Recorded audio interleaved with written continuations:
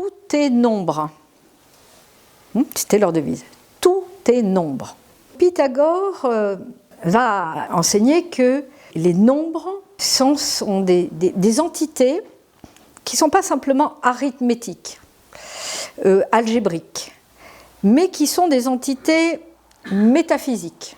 Plutarque va expliquer que les pythagoriciens, bien sûr, vont travailler les mathématiques comme nous on les connaît, mais ils vont aussi travailler l'arithmologie.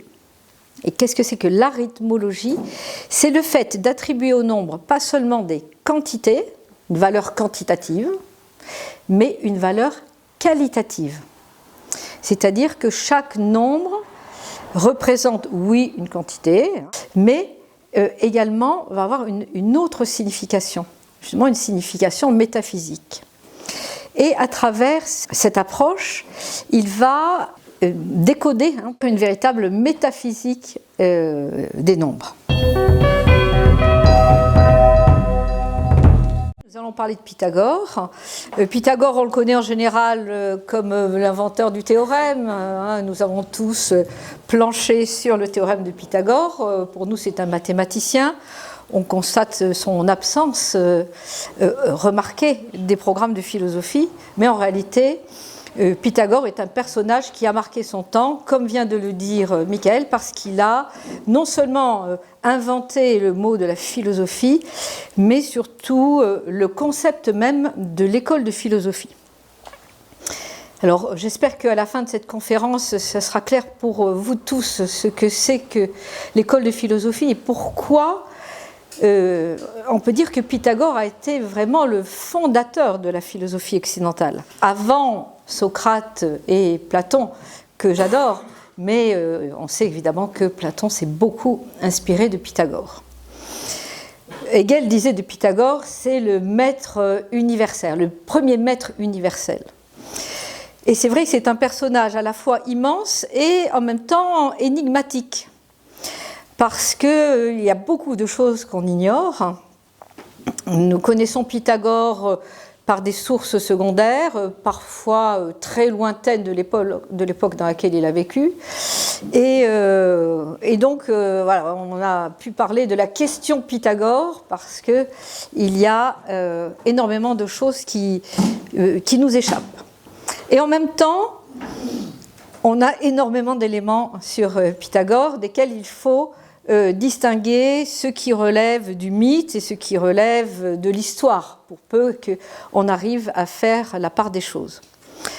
Et en tout cas, tout ce matériel nous montre l'importance à son époque, mais aussi au fil des siècles, de Pythagore et du pythagorisme, puisque Pythagore a été l'initiateur d'une longue lignée de penseurs, de philosophes qui ont joué des rôles importants dans l'histoire de la culture occidentale pendant des siècles.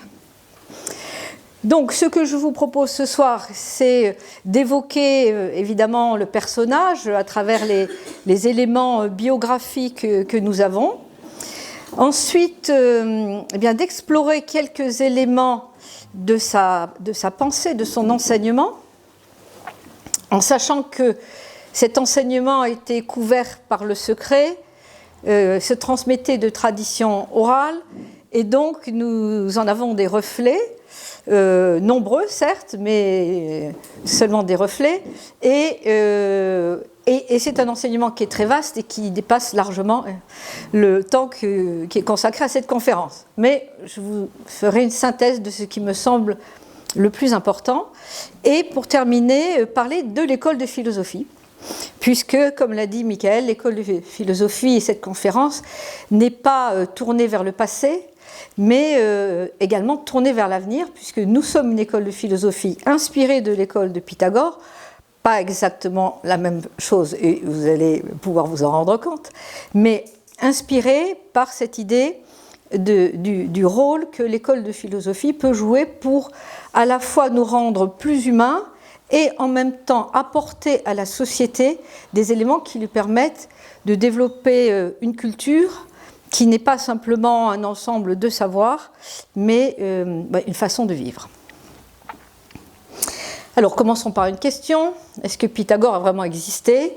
Beaucoup de gens ont débattu sur la question. Et oui, on a suffisamment d'éléments pour dire que son existence est parfaitement attestée. Il y a quand même suffisamment de témoignages. Et donc, on ne sait pas exactement quand est né Pythagore. Pythagore est né peut-être en 570 avant Jésus-Christ. Quelques-uns disent 580, d'autres disent 590. Et c'est pareil pour sa mort, on a une marge d'erreur de 20 ans. Bon, ce qui est compliqué quand on doit faire des croisements avec d'autres, disons, d'autres éléments comme les Jeux Olympiques, où on dit que Pythagore, qui était un athlète apparemment accompli, a gagné les Olympiades, et les Olympiades font partie d'une datation très précise. Donc, il faut savoir que déjà, 20 années, c'est presque une génération. Alors, il est né à Samos, c'est pour ça qu'on l'appelle aussi le maître de Samos. Samos, c'est une petite île grecque, et sa naissance est un peu extraordinaire, puisque ses parents, son père était, semble-t-il, tailleur de pierre, vont à Delphes, et Delphes c'est un lieu très important pour ceux qui sont allés en Grèce, qui ont peut-être pu le visiter, le plus grand lieu oraculaire de la Grèce, c'est-à-dire qu'il y avait l'oracle d'Apollon. Et on consultait non seulement de la Grèce antique, mais même de toute l'Antiquité. Il y avait des personnes qui venaient d'autres cultures consulter ce fameux oracle sur des sujets importants pour leur vie ou même importants pour l'État.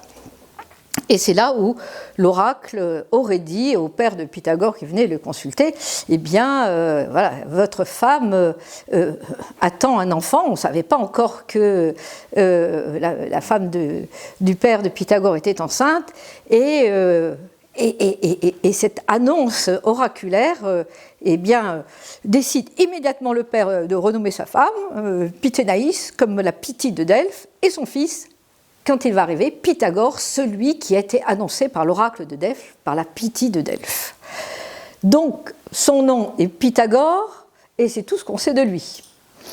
Celui qui a été annoncé par l'oracle, une naissance légendaire. On va voir qu'il y a beaucoup de légendes autour de Pythagore, mais on sait que les légendes essaient d'exprimer quelque chose, non pas forcément de l'existence historique de la personne, mais plutôt de sa nature, de son caractère, de ce qu'elle représente. Alors, on sait peu de choses de son éducation, mais ce qu'on sait, c'est qu'il a été le disciple d'un maître peu connu de nous aujourd'hui, qui s'appelle Phérécyde le Syrien, qui à une époque a figuré dans la liste des 7 sages. À une époque, en Grèce, on a fait une liste pour dire quels étaient les personnages les plus sages de l'Antiquité grecque. Il y avait Phérécyde. Et Phérécyde est probablement, effectivement, un personnage peu connu, mais qui avait un grand nombre de connaissances, notamment sur l'astronomie, un peu sur les mathématiques, et qui avait écrit différents ouvrages. Donc il était très réputé et il était le maître de Pythagore.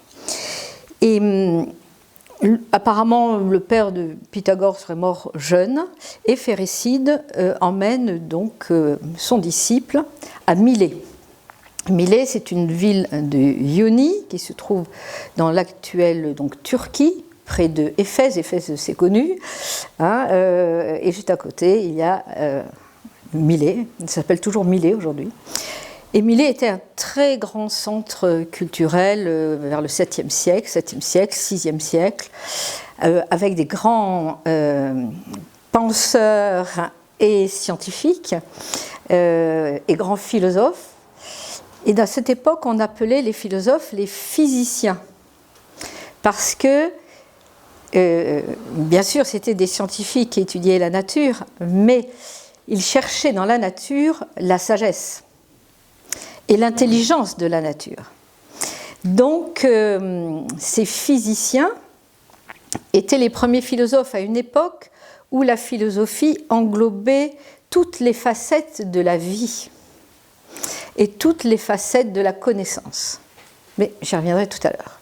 Et là, il va rencontrer les deux plus grands philosophes de son temps, Thalès de Milet, théorème de Thalès, qui était aussi un fameux mathématicien, un très grand astronome, un personnage immense. On pourra un jour faire une conférence sur Thalès de Milet. Je ne sais pas s'il y aura autant de monde dans la salle, mais ça serait passionnant aussi.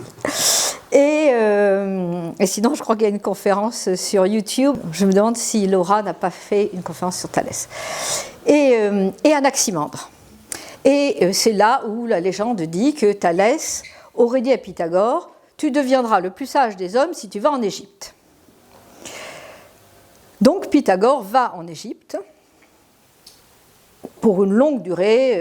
Alors, vous avez bien compris que la datation de sa biographie est très difficile, peut-être une vingtaine d'années, une longue durée. Et il est admis, après beaucoup d'épreuves, parce que c'était un étranger, dans les temples égyptiens, où il va apprendre toute la sagesse égyptienne de l'époque et les sciences, la philosophie égyptienne, jusqu'à ce que son séjour soit interrompu par l'invasion des Perses. Les Perses envahissent l'Égypte à cette époque-là, c'est vers 535, et il est emmené en déportation à Babylone. Et à Babylone, il y a également une grande capitale du savoir, et il y a tout le savoir sur l'astronomie, sur les mathématiques. Et en réalité, pour dévoiler quelque chose qui peut-être n'est pas encore connu par tous, c'est là qu'il va découvrir le théorème, dont on dit qu'il est de Pythagore, mais en fait, il n'est pas de lui. On a maintenant découvert dans des tablettes babyloniennes que le théorème de Pythagore était connu bien avant Pythagore. Bon, ça, c'est pour la petite histoire. On continuera à l'appeler le théorème de Pythagore. Et à la suite de ça, il est libéré, il rentre à Samos et il décide donc d'ouvrir un hémicycle pour partager ses connaissances avec la population. Pour des raisons non élucidées, ça ne marche pas. Et au bout de 2 ans, il décide de partir, probablement parce qu'il y avait trop de monde. Et Samos était dirigé par un tyran, le tyran à la grecque, disons néanmoins quand même un petit tyran, Pisistrate, et qui décide de jeter Pythagore dehors parce que Pythagore avait plus d'influence sur les gens que lui-même. Donc ça devenait un concurrent, disons, un peu dangereux. Donc, pour une raison inconnue, Pythagore part et va dans ce qui à l'époque était la Grande Grèce, c'est-à-dire l'Italie du Sud, donc la côte adriatique de l'Italie, et il s'installe dans une ville qui s'appelle Crotone. Crotone était une ville très importante à l'époque.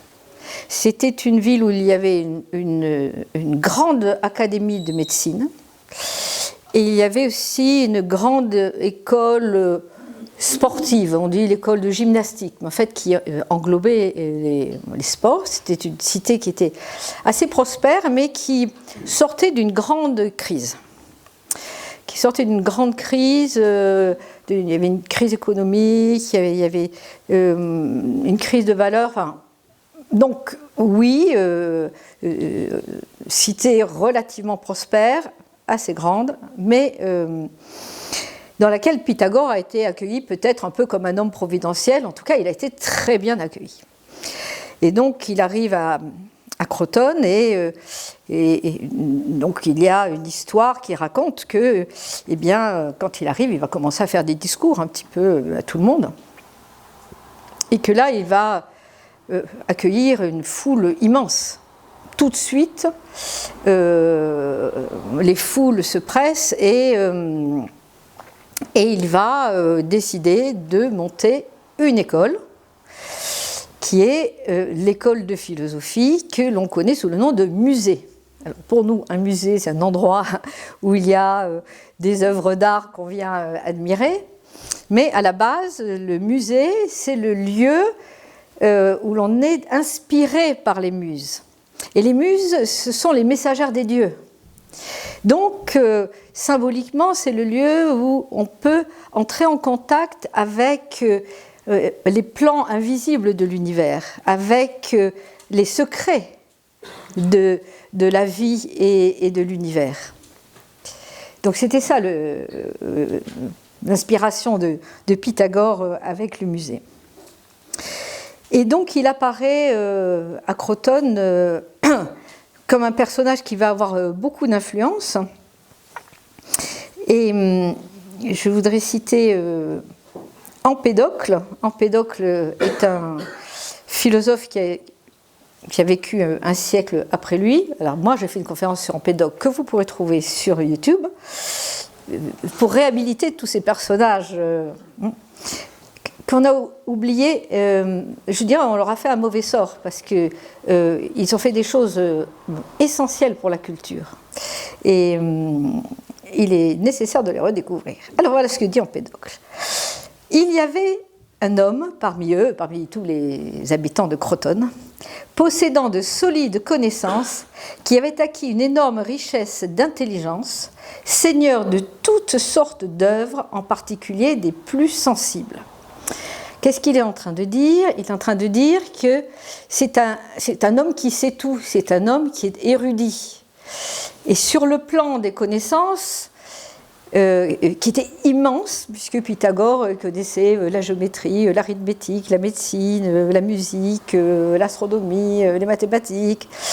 On peut dire que c'était un peu un Léonard de Vinci de l'Antiquité. Et c'est comme ça que ses contemporains et ensuite tous ceux qui vont perpétuer la tradition pythagoricienne le décrivent. Empédocle l'accusait gentiment de polymathie. Et la polymathie, c'est celui qui sait tout, qui touche à tout et qui connaît tout. Bon. Donc,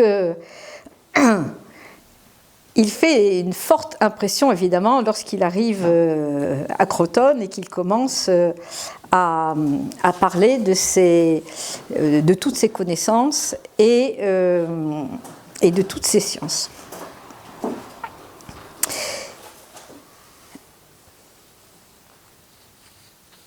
Alors, l'école de philosophie. Donc, comme l'a dit Michael, c'est Pythagore qui va inventer, pour la première fois, le mot philosophe. C'est intéressant de l'invention des mots, parce que Platon dit dans le Cratyle qu'en fait, celui qui crée les mots est celui qui connaît la nature des êtres. C'est celui qui connaît l'essence des choses. Donc le créateur de mots, c'est pas juste quelqu'un comme ça qui a une idée, mais c'est quelqu'un qui va mettre en forme quelque chose qui existe mais qui restait jusqu'à présent inaccessible. Et donc on attribue à Pythagore l'invention de deux mots, philosophe, philo, celui qui aime, et sophos, le sage, la sagesse, celui qui aime la sagesse, celui qui cherche la sagesse. Et l'autre mot qu'on lui attribue, qui n'est pas le moindre, c'est cosmos, l'univers. Je reviendrai sur cette question. Donc il va fonder cette école de philosophie, le musée, et c'est une nouveauté. Ce n'est pas qu'il n'y avait pas de transmission de l'enseignement avant, il y en avait. Puisqu'on a parlé de Thalès de Milet, on a parlé d'Anaximandre, il y avait une transmission. En fait, dans la Grèce de cette époque, il y a plusieurs voies de transmission. il y a la transmission de ces sages qui se fait dans des groupes souvent restreints et peut-être de manière plus ou moins formelle. Il y a une autre transmission des enseignements qui se fait à travers ce qu'on appelait les mystères. Il y avait des institutions qui étaient des institutions répandues dans toute la Grèce. Il y a les mystères d'Éleusis, les mystères de Samothrace, et dans lesquels, à travers des formes plutôt mystiques, plutôt cérémonielles, on transmettait un certain nombre d'enseignements et, disait-on, une initiation, dans le sens d'une prise de conscience à des réalités inconnues. Mais il n'existait pas une école de philosophie, disons, dans laquelle on donne un enseignement structuré, comme une méthode. Une méthode, c'est une voie, étymologiquement, une voie pour s'approcher de la sagesse.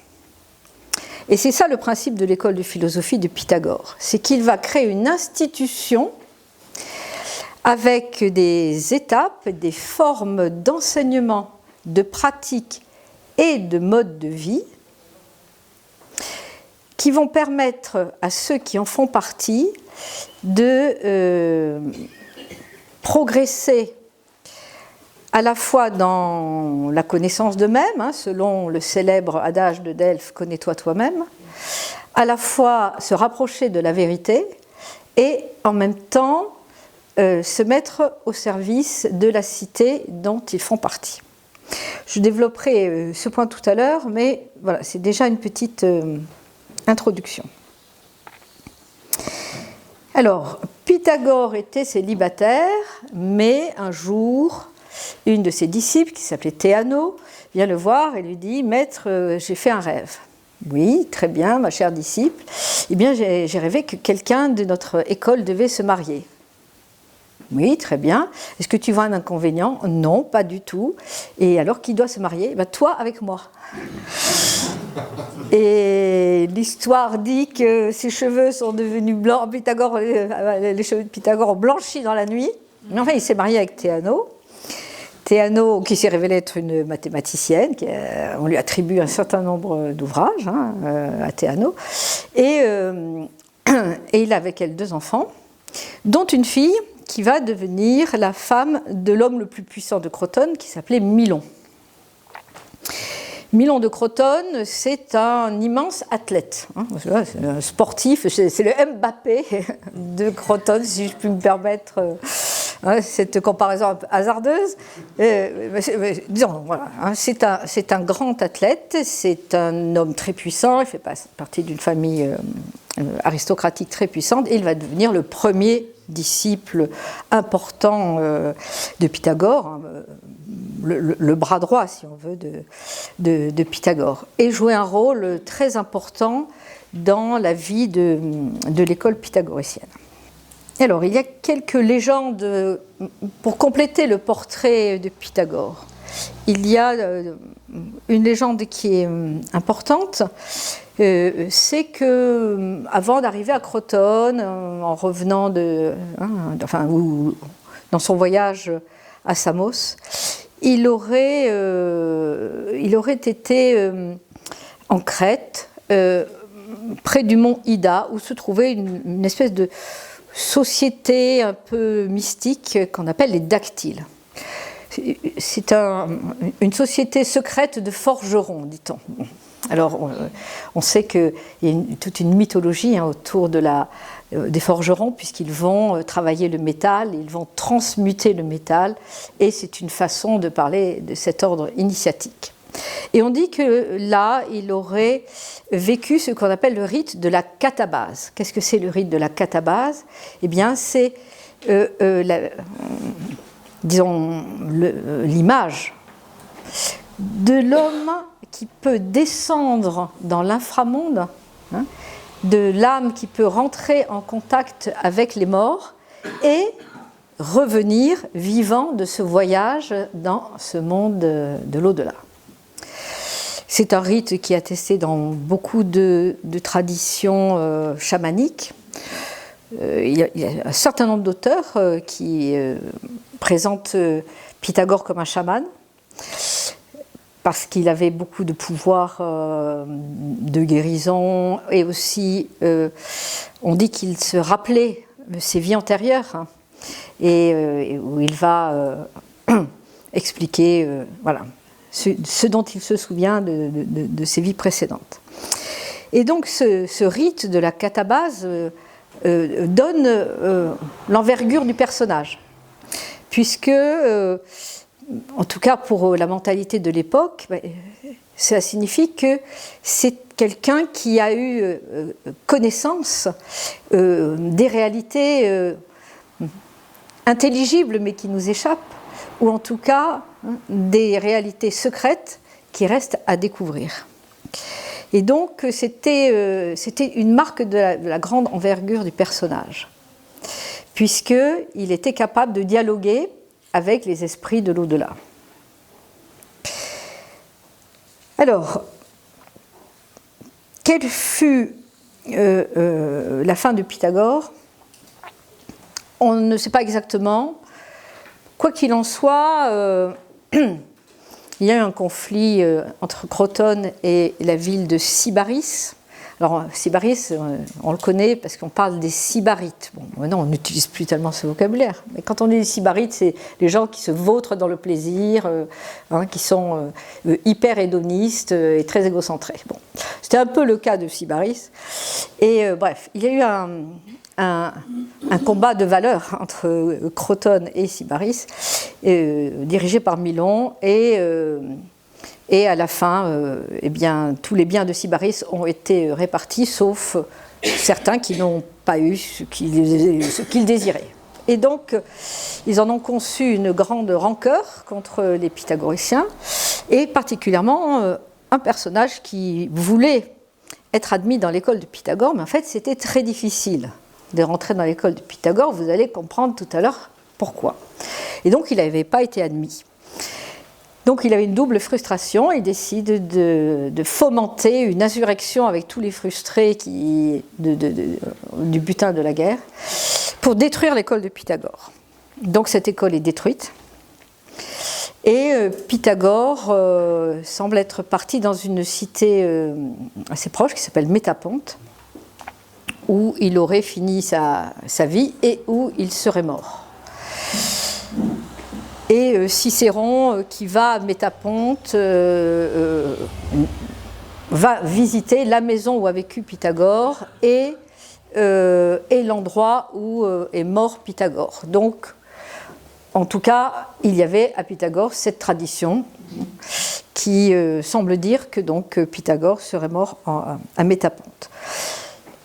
Et il faut savoir que cette hostilité vis-à-vis des pythagoriciens va se poursuivre même après la mort de Pythagore, et quelques décennies plus tard, eh bien, c'est la maison de Milon, de son gendre Milon, qui servait de lieu de rencontre pour les pythagoriciens, qui va être brûlée et mettre fin définitivement à la présence des pythagoriciens à Crotone. Mais du coup, il va y avoir une diaspora qui va se répandre dans les autres villes, et c'est ainsi que le pythagorisme va essaimer. Pythagore n'aurait pas écrit, bon, certains disent qu'il a peut-être écrit des traités, et il y a un seul texte qui lui est attribué, bien qu'on sait qu'il ne l'a pas écrit de sa main, mais qui rassemble plutôt les préceptes moraux de l'école. Ce texte, on l'appelle les Vers dorés. Il y en a différentes traductions. Je vous recommande la bonne traduction que nous avons faite ici. Il y a des traductions très fantaisistes. Moi, j'ai travaillé sur la traduction qu'on a faite ici des Vers dorés de Pythagore. J'ai vu au moins une dizaine de traductions. Ah, il y a vraiment de tout. C'est quand même étonnant. Bon, et donc ces Vers dorés, c'est une série de préceptes. Hein, c'est un texte voilà, avec quelques sentences, des sentences morales pour respecter autrui, respecter ses parents, etc. Et puis des sentences plus mystiques. Une dit « Courage, la race des hommes est divine ». Bien, donc ayons confiance voilà, dans notre dimension spirituelle. Et puis il y en a une autre qui dit « Quand après t'être dépouillé de ton corps mortel, tu seras reçu à l'air pur et libre, tu seras un Dieu immortel et incorruptible que la mort ne dominera pas. » Et ça nous fait penser à une doctrine qui était très répandue du temps de Pythagore, qui est l'orphisme. On ne peut pas parler du pythagorisme sans parler de l'orphisme. Alors, qu'est-ce que l'orphisme? Parce que pour nous, l'orphisme, c'est quelque chose qui est, disons, un petit peu peut-être vague et nébuleux. L'orphisme était une religion archaïque, extrêmement répandue donc dans la Grèce antique. Là, on est plutôt de l'ordre de la Grèce mycénienne et jusqu'à la période de Pythagore, bien sûr, dans laquelle cet homme charmant qui joue de la lyre et qui fascine tous les animaux qui viennent gentiment, les lions, les tigres, etc., autour de lui, parce qu'ils sont soumis et charmés par le son de la lyre. Et donc, c'est le maître de l'harmonie. Orphée, c'est celui qui va harmoniser le monde avec la musique qu'il tire de son instrument. Et ce sera évidemment une figure très emblématique pour les pythagoriciens, parce que si on veut résumer la philosophie de Pythagore en un mot, eh bien, moi je dirais que c'est la philosophie de l'harmonie. J'y reviendrai. Et donc l'orphisme est un courant qui enseigne un certain nombre de préceptes dont on va retrouver toutes les bases chez les pythagoriciens. Il enseigne la théorie de l'immortalité de l'âme et de la réincarnation.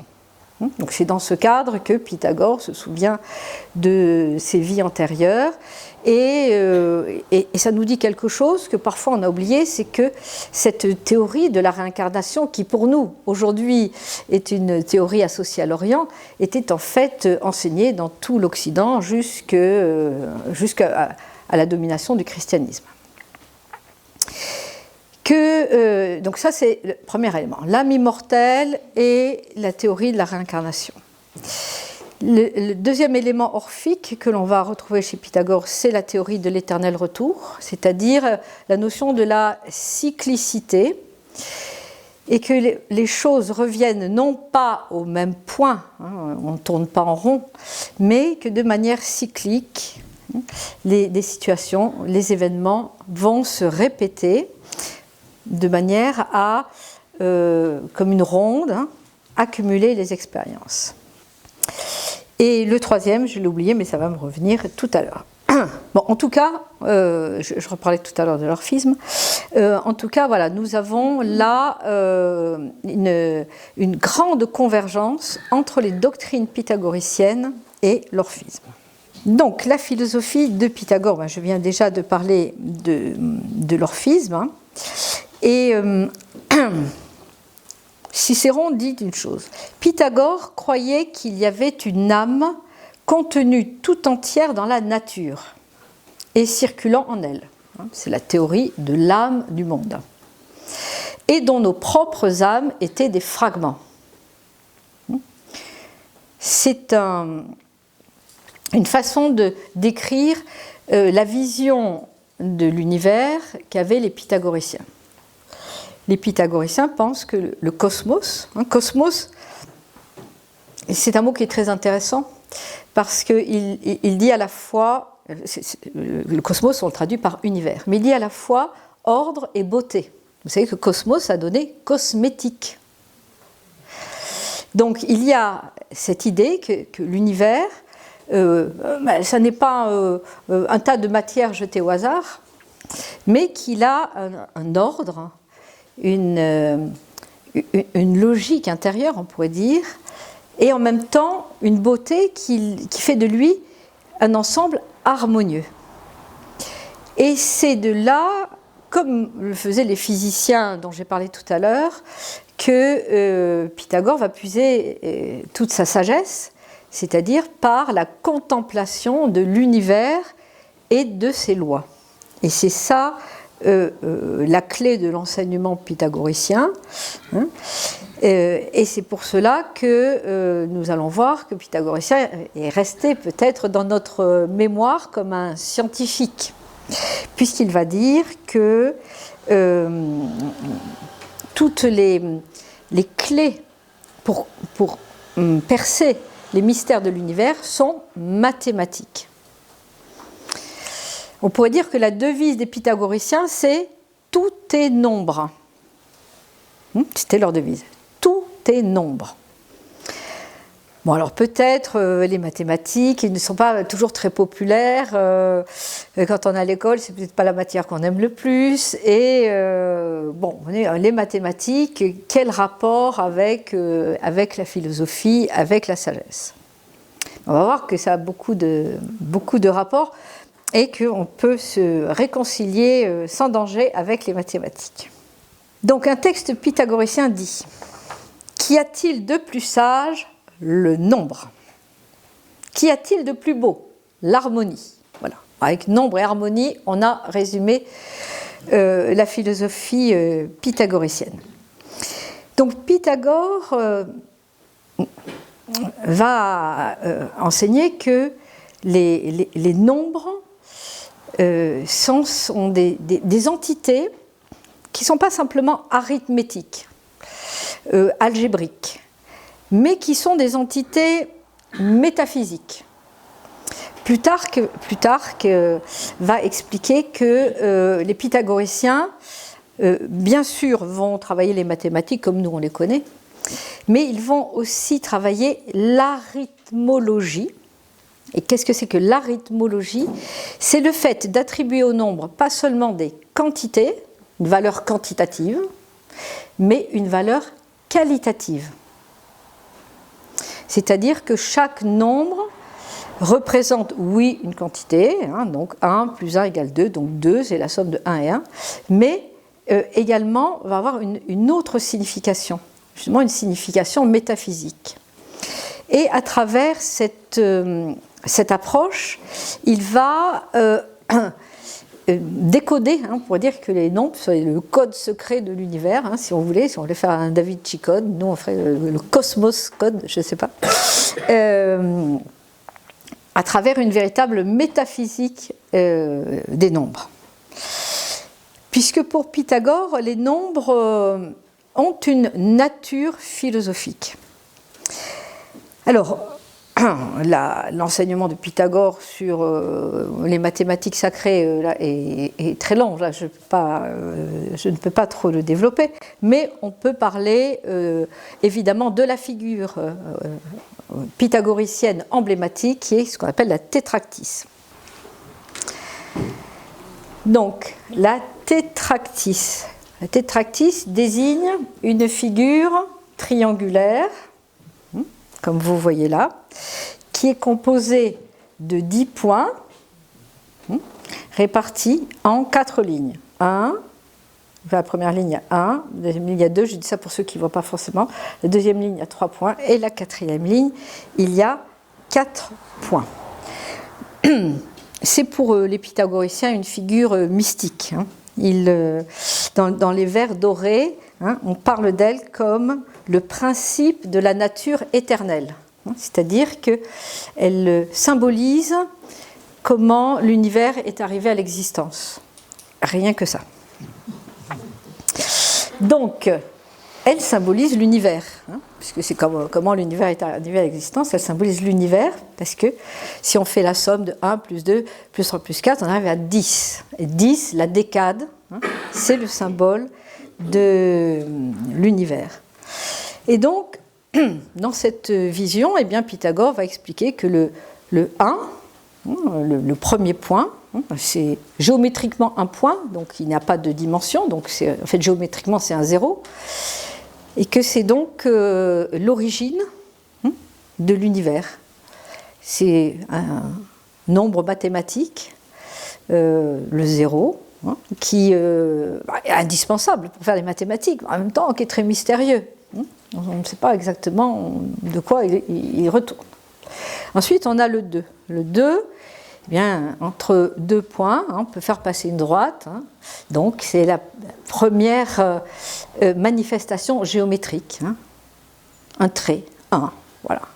Et en même temps, le 2, c'est la dualité, hein, c'est-à-dire que de ce 1 métaphysique, eh bien, va naître une force double. Et on trouve ça dans beaucoup d'autres traditions. Hein. Si vous étudiez le yin et le yang, c'est pareil, par exemple. Hein. On a 2 forces doubles, on a la dualité. Ensuite, on a le 3. Le 3, ça nous permet d'avoir un angle, ça nous permet d'avoir une figure, ça nous permet d'avoir quelque chose en 2 dimensions. Donc, nous sommes dans la possibilité, eh bien, ensuite de passer au 4, dans lequel on peut avoir un volume, le tétraèdre, c'est le plus petit volume, et dans lequel nous entrons dans notre monde, qui est un monde en 3 dimensions. Donc voilà ce qu'ils nous disent de la tétractys, c'est-à-dire que Pythagore va traduire les nombres dans des principes ou des processus. En fait, les nombres deviennent des symboles. Mais en même temps, ils gardent leur nature de nombre. Et donc, en méditant sur les nombres, eh bien, on peut comprendre d'autres choses par leur nature même de nombre. Si on médite sur la dualité, ça nous fait réfléchir à un certain nombre de choses. Sur le ternaire qui est la première chose qui se boucle, parce qu'il y a un début, un milieu et une fin, on va pouvoir réfléchir à d'autres choses. Et donc, Pythagore nous dit que tout ça est accessible, mais il faut pouvoir développer la capacité de méditation, la capacité de compréhension, la capacité de contemplation. Et bon, parfois c'est difficile. Et je dirais, à son époque, ça semblait déjà difficile. Et à notre époque, je crois que c'est encore plus difficile parce qu'on a beaucoup de choses dans la tête, mais pas nécessairement des pensées profondes et structurées, parce qu'on est plutôt dans une société, malheureusement, du zapping. Alors, zapping, ça c'était le mot que j'utilisais il y a 20 ans. Maintenant, il faut que je change mon vocabulaire, je dis du scrolling. On scroll, d'accord ? Bon, il faut rester en phase avec son temps. Et donc, là, il nous faut revenir à l'orphisme, parce que les orphiques disaient, oui, c'est possible de contempler les archétypes, les modèles primordiaux. Oui, c'est possible de percer du mystère de l'univers. Mais encore faut-il s'en rendre capable. Et Porphyre explique que Porphyre, c'est un philosophe néoplatonicien du IIIe siècle de notre ère, et néoplatonicien et néo-pythagoricien, j'ajouterai. Il dit, pour s'en rendre capable de cette abstraction et contemplation, eh bien, il faut suivre un processus qui a pour but de préserver l'esprit et de le libérer de certains obstacles et de liens. De liens d'attachement. L'esprit il est un peu obsédé par telle ou telle chose. Par un processus de purification. Ça, c'est la méthode orphique. Il faut purifier l'esprit. Il faut enlever dans l'esprit tout ce qui n'est pas nécessaire. Qui permet la contemplation d'êtres éternels et incorporels. Et ainsi conduire habilement les yeux de l'âme vers la contemplation des réalités y accéder.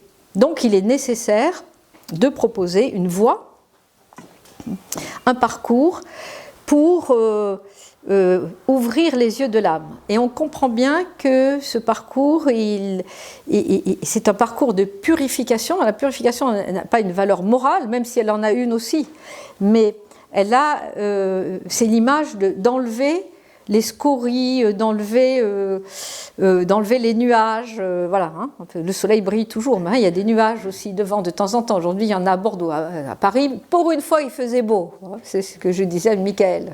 Je viens à Bordeaux, il pleut. Mais bon, je suis très heureuse d'être là quand même. Mais notre esprit aussi, il est encombré de beaucoup de choses, et si on est bien honnête et qu'on fait un petit peu le bilan de notre journée, comme nous y invitait Pythagore dans son école, on se rend compte qu'on a beaucoup de pensées, beaucoup de choses qui nous sont passées par la tête qu'on aura déjà oubliées demain matin. Et donc, il s'agit de vider l'esprit de ce qui n'est pas nécessaire pour pouvoir le rendre disponible pour percevoir les choses essentielles.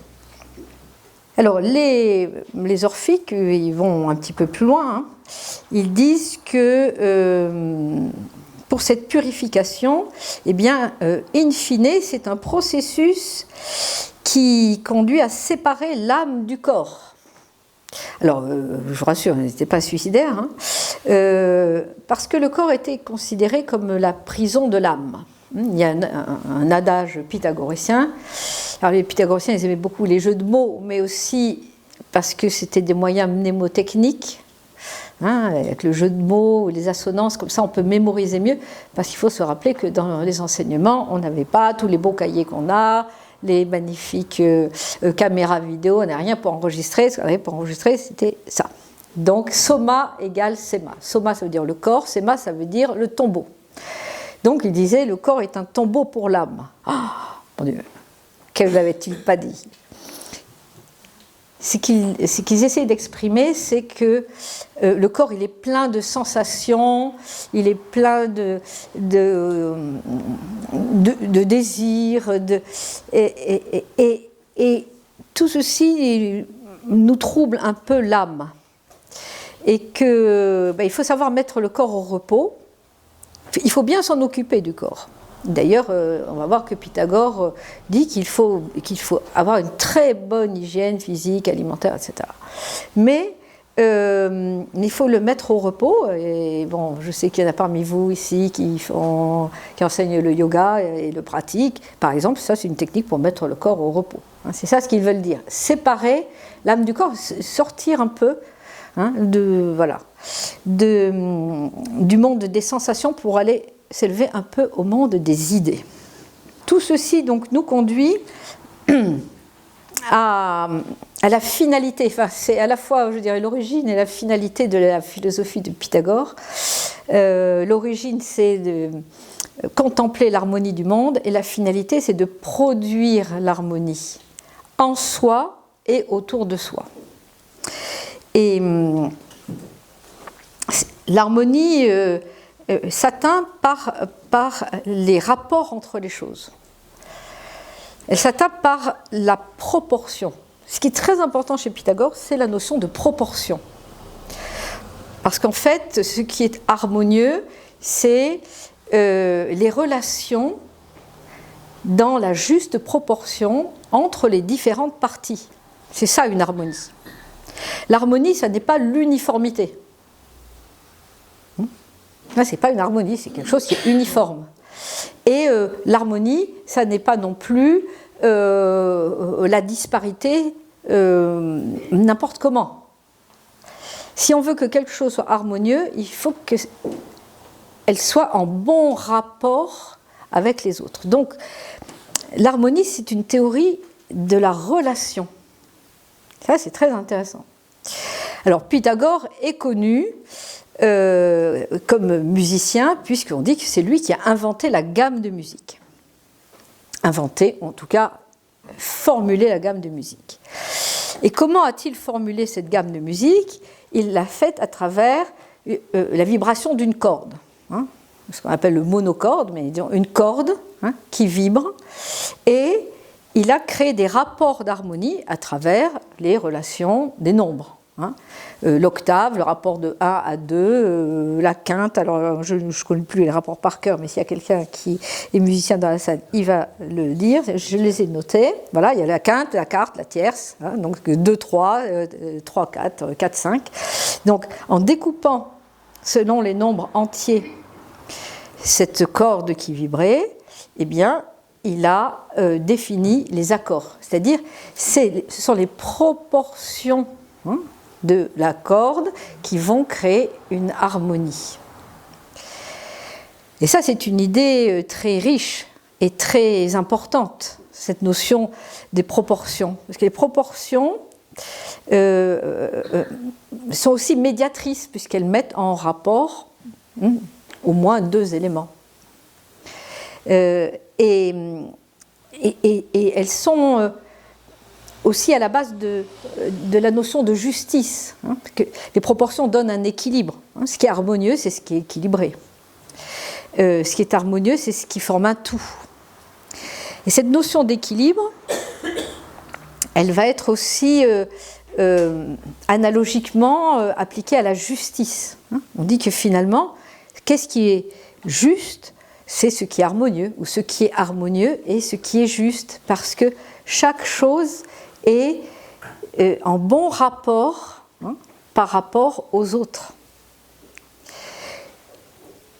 Et c'est là où tout à coup on commence à comprendre pourquoi eh bien, Pythagore il peut être à la fois mathématicien avec la théorie des nombres et des relations entre les nombres, il peut être musicien avec la théorie de la gamme, il va être astronome, il va expliquer que cette harmonie elle existe dans l'univers, par exemple les planètes qui tournent autour du Soleil et qui dans leur mouvement, en déplaçant l'espace, produisent des sons et que ces sons définissent ce qu'on a appelé l'harmonie des sphères.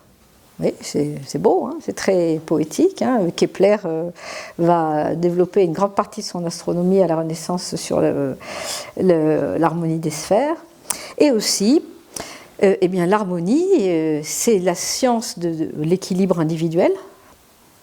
En fait, nous, en tant qu'êtres humains, nous cherchons tous l'harmonie à l'intérieur de nous. Nous vivons beaucoup de tensions, nous vivons beaucoup de contradictions. C'est normal, c'est notre nature humaine.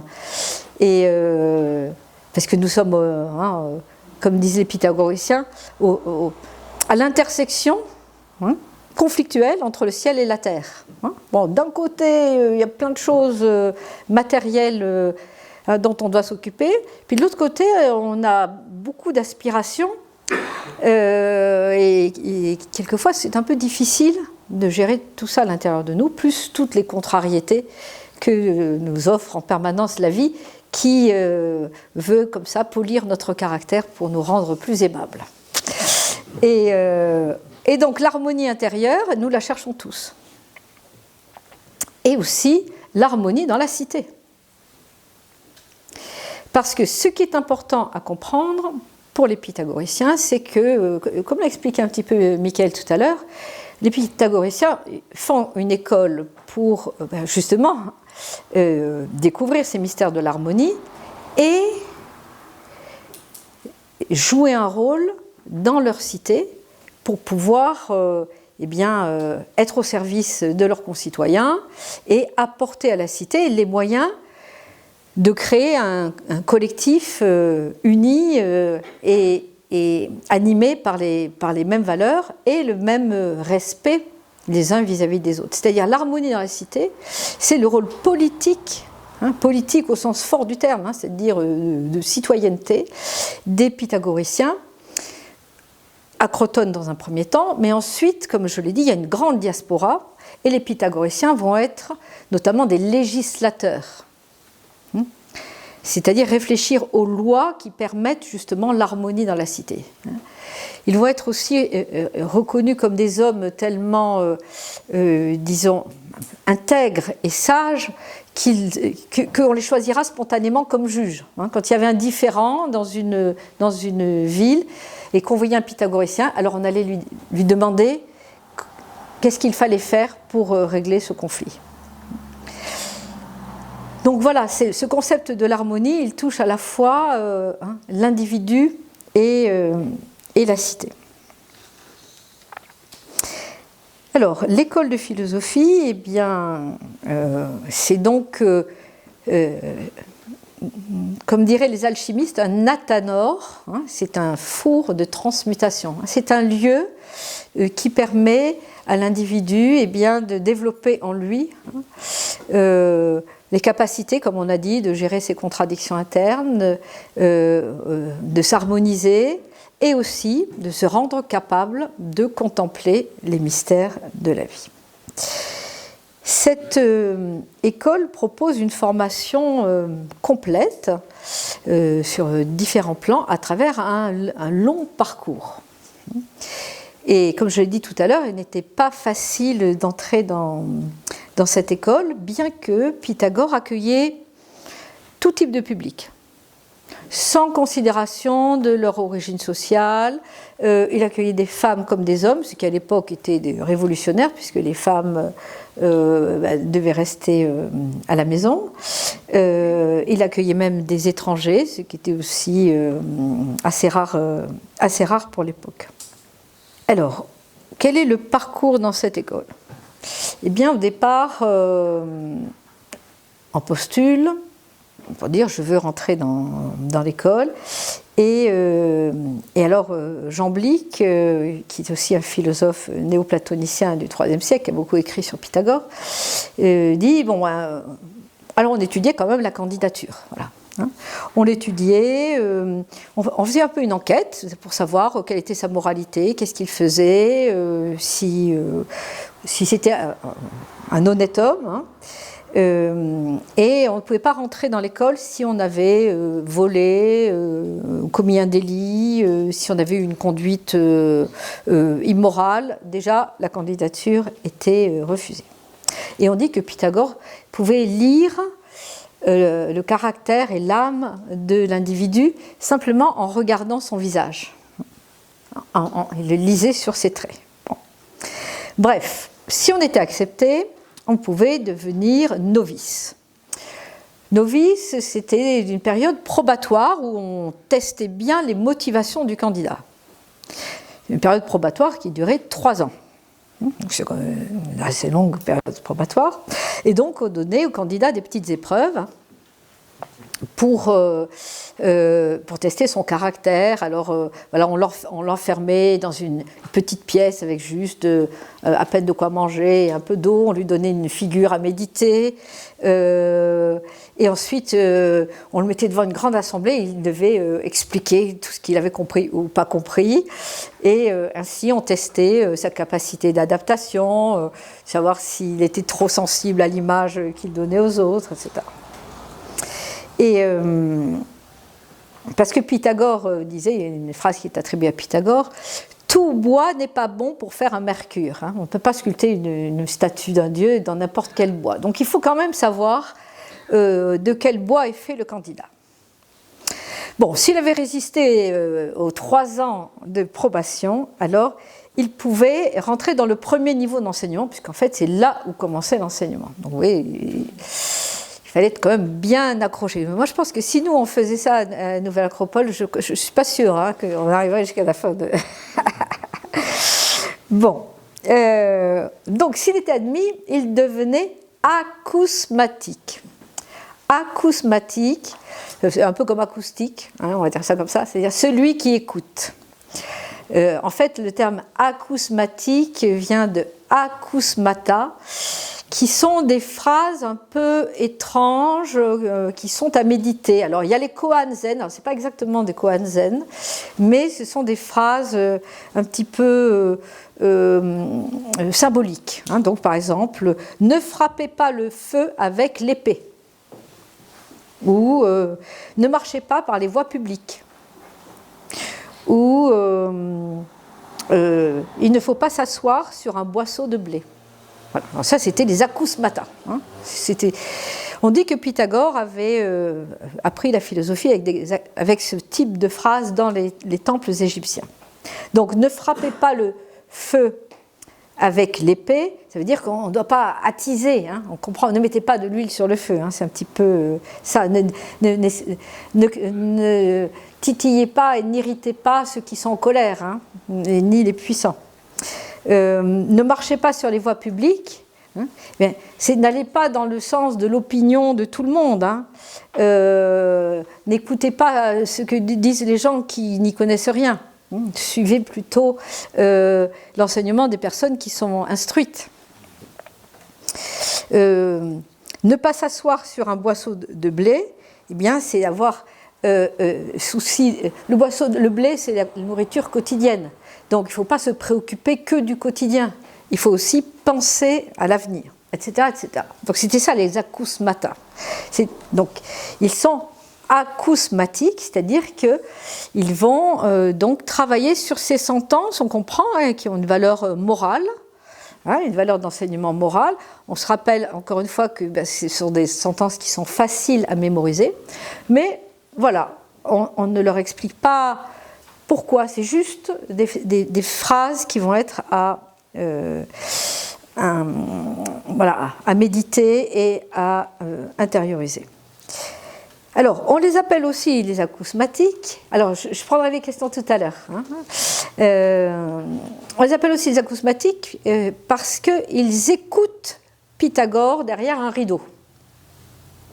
Ils peuvent écouter le maître et ils ne peuvent pas le voir. Donc, ils sont derrière un rideau et Pythagore, c'est comme s'il y avait un rideau là. Bon, et ils entendent. Ils ne voient pas. Donc on sait que quand on entend, peut-être il y en a parmi vous qui écoutent des podcasts, je profite pour faire la publicité pour nos podcasts, on a aussi plein de podcasts en accès libre, des tas de conférences, oui, mais moi j'aime bien écouter les podcasts. Eh bien, voilà, on mobilise l'attention et il n'avait pas le droit de poser des questions. Vous, monsieur, vous avez le droit de poser une question tout à l'heure. Il n'avait pas le droit de poser des questions. Et il devait donc écouter et méditer l'enseignement pendant 5 ans. 5 ans, sans poser de questions. C'est intéressant, parce que écouter sans poser de questions, vous savez, quelquefois on écoute, mais en fait, on a envie de poser une question, puis l'autre nous répond et on n'écoute même pas la réponse de l'autre, et on est en train de penser à la question suivante. Bon, là, au moins, ça fait le vide de l'esprit, on ne va pas poser de questions, et, on ne voit rien, on écoute juste, et ça permet de faire le vide en soi pour intégrer l'enseignement. Et il y a un autre élément qui est très important à ce stade, c'était le cas aussi des novices, c'est le mode de vie. Puisque, on ne sait pas comment vivaient les pythagoriciens, on ne sait pas si c'était vraiment une communauté totale ou partielle. Il disait entre amis tout est commun, donc certains parlent de la communauté pythagoricienne. Peu importe. En tout cas, il y avait une façon de se comporter, des règles de vie qui étaient très importantes, puisqu'elles exprimaient ce qu'on avait compris de l'enseignement. Ce n'étaient pas des règles de vie de l'extérieur, mais de la pratique de l'enseignement. Et c'est Pierre Hadot, qui est un grand helléniste français, qui a écrit notamment un ouvrage que je vous recommande, qui s'appelle « Qu'est-ce que la philosophie antique ?», qui vraiment, je dirais, le premier, je pense qu'on peut le dire, sans chauvinisme, a mis sur le devant de la scène le fait que la philosophie est un mode de vie. Et que la philosophie dans l'Antiquité, c'est une façon de vivre. Et ça, pour nous, c'est très important ici à Nouvelle-Acropole. Nous sommes une école de philosophie. Et l'enseignement, s'il reste dans la tête, c'est bien, ça fera de nous des savants, mais en tant que philosophes, nous, on est plus intéressés par la sagesse, c'est-à-dire par le fait que l'enseignement, il descende dans les actions et qu'il nous transforme au niveau du comportement. Donc il y avait différentes règles de vie. Il y avait évidemment la grande règle de vie dont on parle quand on parle des pythagoriciens, c'est l'amitié. L'amitié, la solidarité, le respect des uns vis-à-vis des autres. Il y avait tout un programme quotidien. Ils commençaient la journée en se remémorant ce qu'ils avaient fait la veille, en se donnant une intention pour la journée. Voilà, ils avaient une façon de vivre, de manger, une hygiène physique, alimentaire, etc. Ils avaient la règle du secret, je l'ai dit. Donc en fait, les enseignements ne devaient pas sortir de l'école. Et c'est pour ça qu'ils sont reconstitués par petits bouts. Et Et au bout de 5 ans, eh bien, il pouvait atteindre le dernier stade d'enseignement de l'école, qui était celui des mathématiciens. Les mathématiciens, c'était ceux qui pouvaient accéder vraiment à l'enseignement le plus profond, c'est-à-dire pas simplement un enseignement moral où on donnait des éléments, mais où on était capable de comprendre pourquoi on en était arrivé là.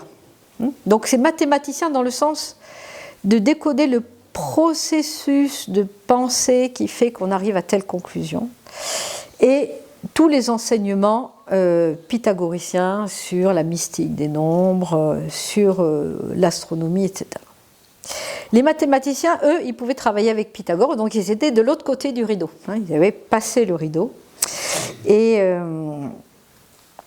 ceux qui ne devenaient pas mathématiciens, ce n'était pas automatique, on comprend bien. Ceux qui ne devenaient pas mathématiciens, ils pouvaient continuer à recevoir les enseignements de l'école, mais aussi c'était des gens qui allaient se consacrer beaucoup plus à la vie de la cité et à collaborer à la vie de la cité. Et après on dit qu'il y a eu une scission entre ces deux groupes, les acousmatiques et les mathématiciens, qui ont donné 2 lignes pythagoriciennes. Donc voilà, donc le secret, eh bien, c'est que, comme dit Diogène Laërce, tout ne peut pas être dit à tout le monde.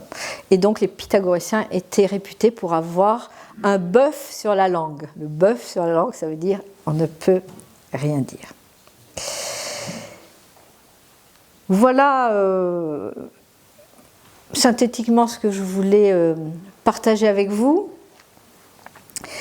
Je dirais en conclusion, puis ensuite j'écouterai vos questions, que comme je l'ai dit en introduction, pour nous ce qui est important dans cette expérience pythagoricienne, qui est vraiment évidemment une expérience un peu pilote, on pourrait dire. Moi je dirais que Pythagore a été vraiment le maître de laboratoire pour formaliser une voie spirituelle en dehors d'une religion. Il n'a pas créé une religion.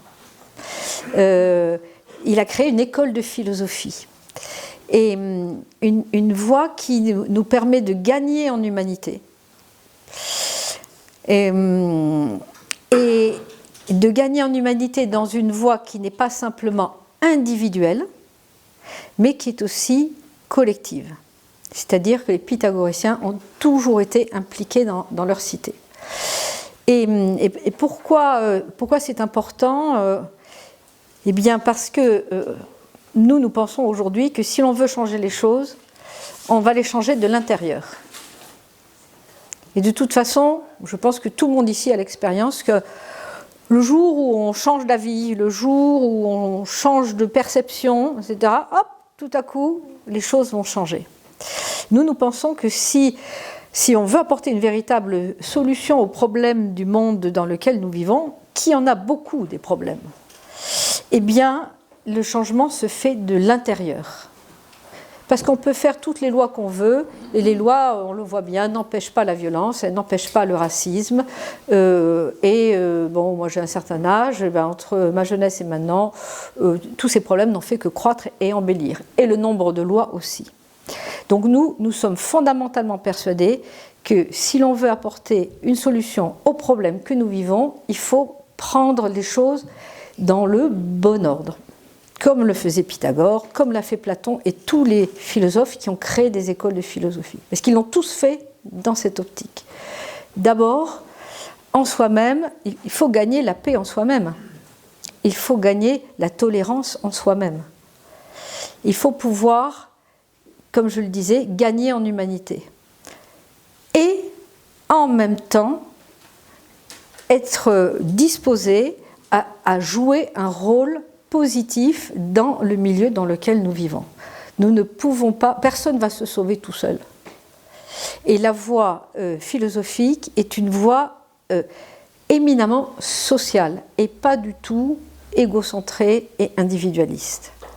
On a besoin de jouer un rôle positif dans notre environnement. Le désengagement, c'est la maladie du siècle. On se désengage des entreprises, on se désengage de son couple, on se désengage de la société, on ne va plus voter, on divorce, on change de job. Et pour pouvoir changer les choses, il faut être avec les choses. Et c'est pour cela que nous avons créé une école de philosophie. C'est exactement pour cela qu'on l'a créée. Il y a déjà un certain temps, c'était en 1957 que l'école de philosophie Nouvelle Acropole a été créée, mais pour ça, parce que nous pensons que c'est ce qui est important aujourd'hui. Bon, aujourd'hui, on est présent dans presque 60 pays dans le monde, trop peu connus, et on aimerait pouvoir partager avec plus de monde, mais nous, un peu comme les pythagoriciens. Bon, ce qui est important, ce n'est pas la quantité dans le nombre, hein, c'est la qualité. Bon. Donc voilà ce que je dirais en conclusion, et maintenant j'écoute vos questions si vous en avez.